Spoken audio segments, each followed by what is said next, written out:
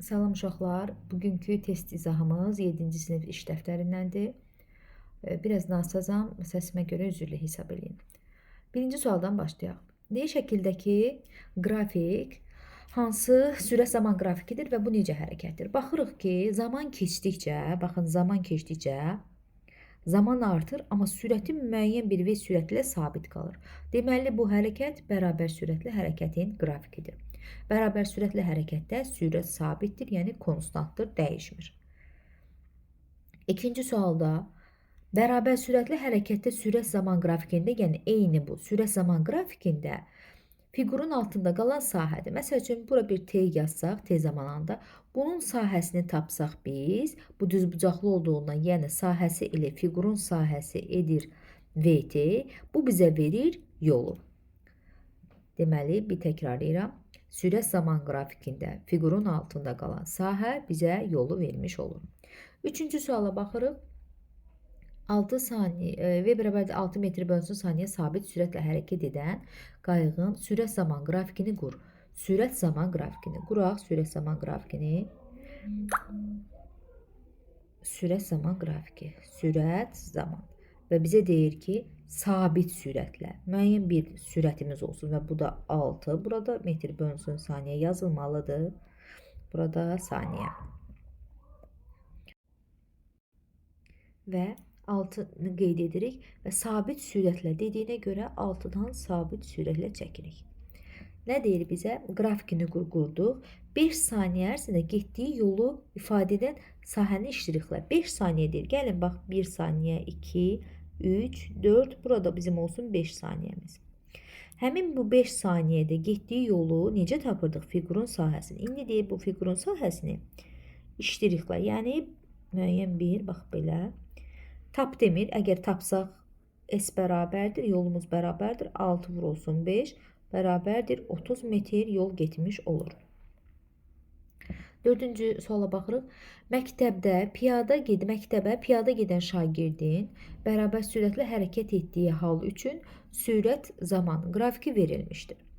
Qrafikdən istifadə edərək 20 saniyədə onun getdiyi yolu tapın. Qrafikə uyğun sahəni iştiriklə. 20 saniyədə isə, bax, bu iştiriklədik. Deməli, buranın sahəsini taparıq. Yolumuz bərabərdir. Həmin fiqurun sahəsi, bu da düzbucaqlı olduğundan 1,3 vurulsun 20. O da bərabərdir 26 metr. Deməli, məktəblə evin arası piyada gedən uşaq 26 metr yol getmiş olur. Keçək digər suala. 5-ci suala baxaq. Aralarındakı məsafə 5 kilometr olan İki avtomobil əks istiqamətlərdə bərabər sürətli hərəkət edir. Onların yola görə sürətlərinin zamandan asılı qrafiki aşağıdakı kimi olarsa, 5 dəqiqə sonra aralarındakı məsafə nəyə bərabərdir? Uşaqlar, bir dənə burada mən yanlış düşünürəm. Şəkillə qrafik arasında bir yanlışlıq var. Qrafikə baxıram ki, 2 dənə cismin sürəti verir və hər ikisi x oxu istiqamətindədir. X oxu istiqamətində ondan bilirik ki, sürətimiz müsbətdir. Lakin biz şəkilə baxsaq və buranı bir x oxu qəbul etsək, qırmızı maşın x oxu istiqamətində, mavi maşın isə x oxunun əksinə olur. Yəni, belə deyim də, bu qrafikin altında olmalıydı mavi. Bu zaman deyərdim, hə, bu şəkillə, bu qrafik üst-üstə düşür. Amma bu şərtdə bu üst-üstə düşmür.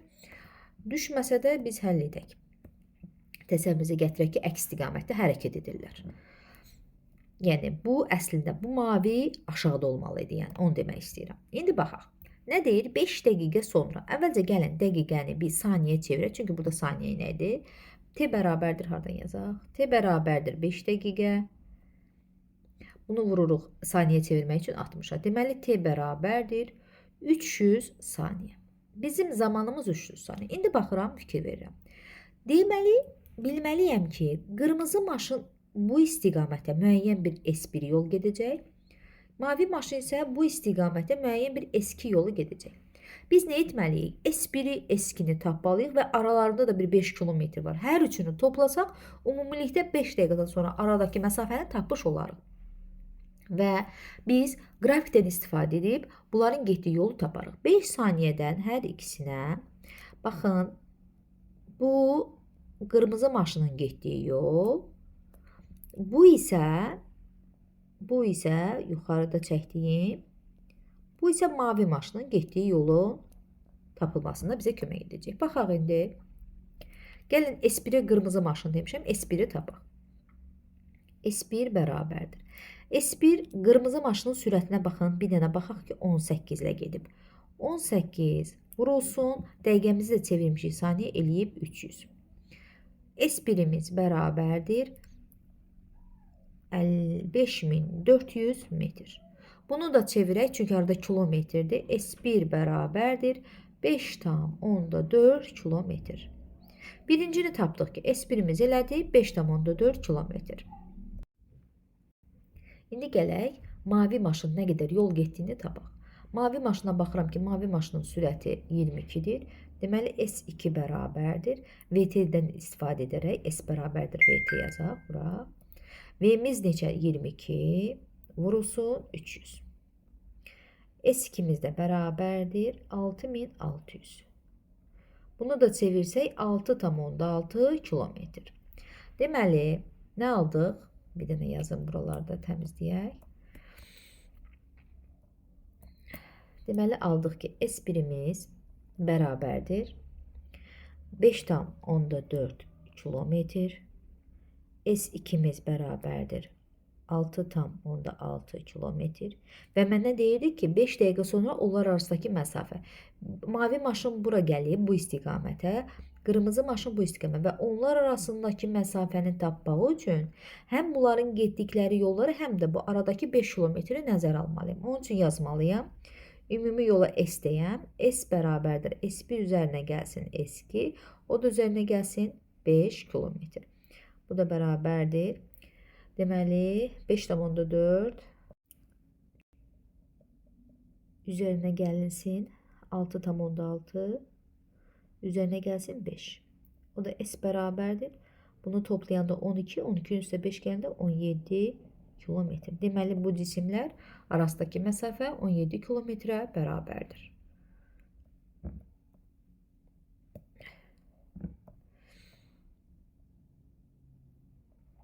Altıncı suala baxaq. Cümləni tamamlayın. Verilmiş qrafik yol hərəkətində yol zaman qrafikidir. Uşaqlar, verilmiş qrafikə baxırıq ki, yolun zamandan asılı qrafiki düzdürsə, biz bilirik ki, V bərabərdir S bölünsün T, düzdür? Və buradan görürük ki, bunu da S deməyək, L deyək. L T'dən əgər düz asılıdırsa, bu o haldadır ki, V konstantdır. Baxın, belə deyək, L bərabərdir VT deyil. Əgər iki kəmiyyətin bir-birinin asıllığını biliriksə, bu zaman üçüncü bir kəmiyyət sabit qalmalıdır. Burada sürət sabit qaldıqda L ilə T düz asılıdır. Deməli, bu bərabər sürətli hərəkətin qrafikidir. Bərabər sürətli hərəkət.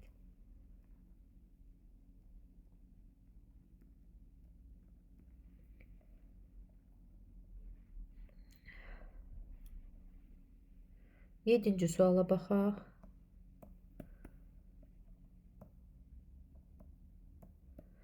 Yolun zamandan asılılığı L bərabərdir 2T ifadəsi ilə verilərsə, sürət zaman qrafikini, yol zaman qrafikini qurun. Sürət zaman qrafikini. Uşaqlar, bu nə idi? L bərabərdir VT-dir də, düzdür? V-nin yerindən nə durub? 2. Baxın, buradakı T-nin qarşısında V-dir, bu da T-nin qarşısında deməli V-dir. Sürət zaman qrafiki quraq. Və bu bərabər sürətli tənlikdir. VT, deməli, bizim sürətimiz 2. Sonra nə deyir? Yol zaman qrafiki qurun.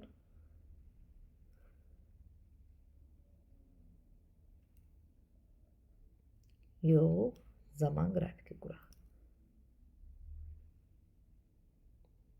Müəyyən bir görüntü. Deməli, baxaq.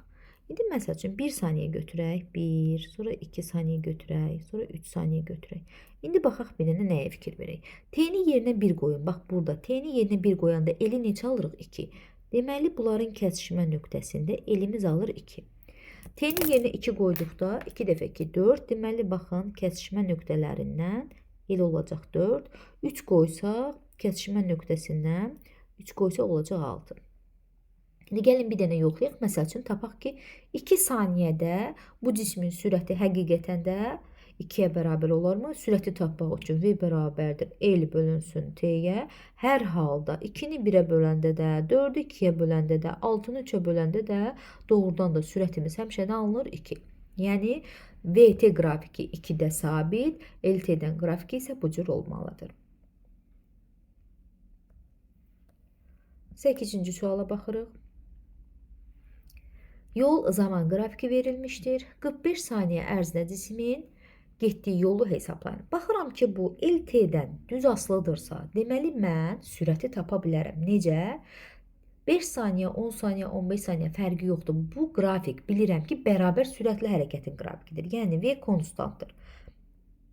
Mən sürəti tapmaqla 45 saniyədə getdiyi yolu taparam. Əvvəlcə gəlin sürəti tapaq bunun üçün. Və belə istədiyimiz bir nöqtə üçün sürəti tapa bilərəm. Sürətimiz L bölünsün T. 45-i 5-ə bölürəm, eləyir 9. Sonra bizə nə deyir? İndi keçirəm A bəndinə. Deyir 45 saniyə ərzində getdiyi yolu tapın. Yol bərabərdir VT-dən. Artıq V-ni tapdım 9. T-miz isə verir 45 saniyədə. Vurulsun 45. 9 dəfə 5, 45. 5 yazırıq 4 yadda. 36, 40. Nə? Metr. İkinciyə baxırım. Sürət zamanı qrafikini qurun. Quraq. Sürətimizi necə tapmışıq? 9. Sürət zaman qrafikini qursaq, bilirik ki, bərabər sürətli hərəkətdən söhbət gedir. V-nin T-dən asılı qrafikini bir nöqtəsini göstərib və bura yazmalıyıq. 9 metr bölünsün saniyə. Hər dəfə metr bölünsün saniyə və burada saniyə yazılmalıdır. Bu qədər. 9-cu suala baxırıq. Qarşı-qarşıya hərəkət edən İki velosipedçinin yola görə sürətinin zamandan asılı qrafiki verilmişdir. Uşaqlar, 7-ci sinifdə biz yəni qrafikinə hələ x oxun əksi, x ox istiqamətində deyilmədiyinə görə, bax burada da qarşı-qarşıya hərəkət yazır və amma hər ikisi eyni istiqamətədir. Yəni bu yenə sözlə qrafik üst-üstə düşmür. Qarşı-qarşıya hərəkət edən iki velosipedçinin yola görə sürətinin zamandan asılı qrafiki aşağıdakı verilmişdir. 10 saniyə sonra velosipedçilər görüşürlər. Sonra nə deyir bizə? Müşahidəçinin başlanğıcında onlar arasındakı məsafəni hesablayın. Baxaq. 10 saniyə sonra görüşürlər. Qarşı-qarşıya gələn iki velosipedçi. Deyək, biri buradadır, biri də buradadır. Və birinin sürəti V bərabərdir 8, digəri isə V bərabərdir 7 metr bölünsün saniyədir. Onlar 10 saniyə sonra görüşürlər. Əlbəttə ki, birinci velosipedçi daha çox yol gedər, çünki bunun sürəti daha çoxdur. Deyək gələ, birinci velosipedçi bu qədər gələndə, ikinci velosipedçi də bu qədər yol gəlir. Və bu S1, bu da S2 qədər yol gedir. 10 saniyə sonra görüşürlər. Yəni keçən zaman 10 saniyədir. İndi baxaq. Müşahidəyə başlandığı anda onlar arasındakı məsafə tapmaq üçün hər iki S1 və S2-ni tapıb cəmləsək onlar arasındakı məsafəni tapmış olarıq. Və bu da düz xətli bərabər sürətli olduğundan elə fiqurun altında qalan sahə.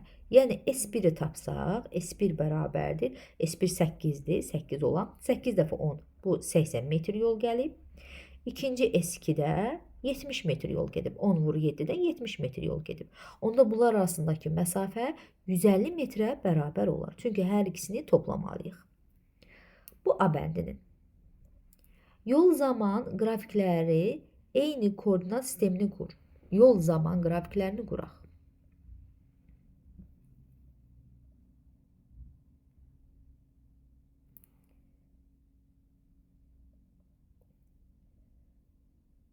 Yolun zamandan asılı qrafikini qurmalıyıq. Biz nə dedik? Baxaq uşaqlar. 2 cisim olduğundan 2 yol olmalıdır. Bir dənə 10 saniyədə bu nə qədər yol gedib? Biri 80 gedib. Baxın. Hər ikisinə düşəcək qədər. Məsəl üçün 10 saniyədir. Biri gedər 70 metr. Biri gedib isə 80 metr. Bu qədər. Həqiqətən də görsəz birinin sürəti olur 70 bölünsün 10-dan 7, digəri isə 8 metr bölünsün saniyə. 10-cu suala baxaq. 3 cismin yol zaman qrafiki verilmişdir. Onların sürətlərini tap, sürət zaman qrafiklərini quraq. Baxaq, elə birinci sürəti tapaq. V1 bərabərdir. 51 bölünsün T. Baxın, elə bir nöqtə qeyd etməliyik ki, bax, məsələn, bu nöqtəni qeyd edə bilmərəm. Niyə? Çünki bunun T oxunun təqribi özümdən bir rəqəm qoya bilmərəm. Elə nöqtə qeyd etməliyim ki, hər ikisinin kəsişməsi olsun. Birinci qrafik üçün bu nöqtəni, ikinci qrafik üçün bu nöqtəni, üçüncü qrafik üçün bu nöqtəni qeyd etməliyim. Baxaq bir dəqiqə. Yazaq. Birincidə deməli 90-ı bölürəm 10-a, eləyir 9 metr bölünsün saniyə. Birincinin sürəti. İkincinin sürəti edər 5 metr bölünsün saniyə, yəni 50 bölünsün 10-dan edər 5 metr bölünsün saniyə. Üçüncü isə 2 metr bölünsün saniyə edər. İndi bizə deyir sürət zaman qrafikini qurun. Sürət zaman grafikinə keçsək, əlbəttə ki, bu bərabər sürətli olar. Çünki VLT-dən düz asılıdırsa dedik bərabər sürətlidir. Aşağıda 2 metr bölünsün saniyə, ondan sonra gələr 5 metr bölünsün saniyə, ondan sonra da gələr 9 metr bölünsün saniyə. Yəni biz 9 ən böyüksə buna yazarıq. 9 ən böyük neçə idi? 1. Onda olar 1, 2, 3. Qrafikimiz bu şəkildə olar. Keçək 11-ci suala. Nə deyir 11-ci sualda? Uyğunlaşdırmalıyıq uşaqlar. Yol zaman qrafiki verib, sürət zaman qrafiki verib, deyir, bunları qrafikləri müəyyən et. Hansı hansındandır? Baxaq. Baxın, sürəti necə tapırıq? Sürəti tapmaq üçün V bərabərdir. Gedilən yolun zamana nisbəti. Gedilən yolun zamana nisbəti, yəni yuxarının aşağıya nisbəti mənə verir tangens alfanı. Tangens alfada dedi ki, bucaq böyük olanda qiyməti də böyük olur. Bir dənə baxaq görək, ən böyük burada sürəti nədir? A. Deməli, bucağı ən böyük neçədir? 3. Baxın, 3. Onda yaza bilərəm ki, 3 uyğundur A-ya. Ən kiçiyi isə 1-dir, ən kiçik bu da C-dir. 1 uyğundur C-yə, 2 də uyğundur B-yə. Sonra verilmiş sürət zaman qrafiklərinə uyğun yol zaman qrafiki çəkin. Çəkək. Yenə 3 dənə cisim olacaq.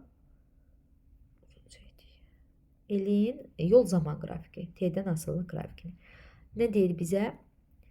Baxaq uşaqlar.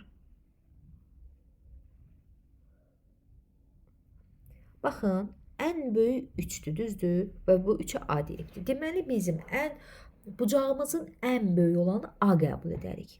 A, sonra qəbul edərik B, sonra qəbul edərik C. Ən kiçik bucaq hardadır? C-də. Ən kiçik sahə hardadır? C-də.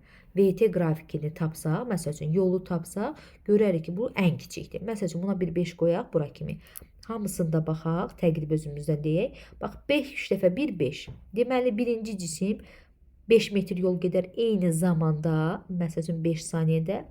Birinci cisim bu qədər yol gedər, ikinci cisim bu qədər yol gedər, üçüncü cisim isə baxın bu qədər yol gedər. Ən çox yolu hansı gedər? A gedər. Deməli, həqiqətən də burada ən böyük sahə A-ya bərabərdir.